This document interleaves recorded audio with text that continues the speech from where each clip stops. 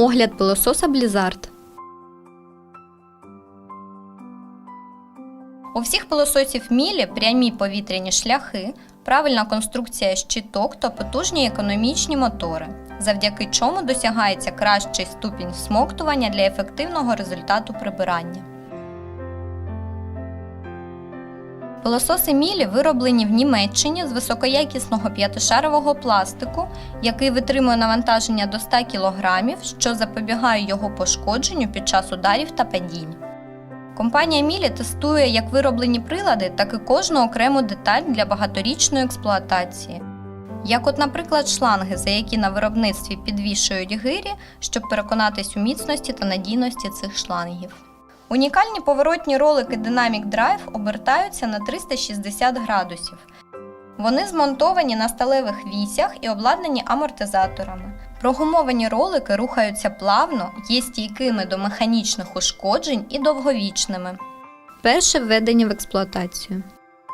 Перед введенням в експлуатацію необхідно з'єднати всі комплектуючі. Вставте всмоктувальний патрубок до повного закріплення в отвір пилососа. Вставте шланг до виразної фіксації в держак. Вставте держак до виразної фіксації в трубку. Для цього необхідно сполучити обидві частини таким чином, щоб відбулася фіксація. Вставте телескопічну трубку в насадку для підлоги, обертаючи її вліво і вправо до повного її закріплення. Спорожнення контейнера для пилу. Потягніть за ручку контейнера для пилу вгору і назовні. Вийміть контейнер, направляючи вгору. Натисніть на жовту кнопку розблокування внизу. Кришка відкинеться і пил висиплеться. Закрийте кришку, щоб вона зафіксувалась. Вставте сухий контейнер для пилу зверху в пилосос до чіткого звуку фіксації. Очищення контейнера для пилу. Контейнер для пилу очищайте водою і м'яким побутовим миючим засобом. Ретельно висушіть контейнер для пилу. Очищення вхідного фільтра. Розблокуйте ручку вхідного фільтра і вийміть його. Очищайте вхідний фільтр під проточною холодною водою, а після ретельно висушіть. Вставте сухий вхідний фільтр у контейнер для пилу і заблокуйте ручку. Очищення фільтра в рамці.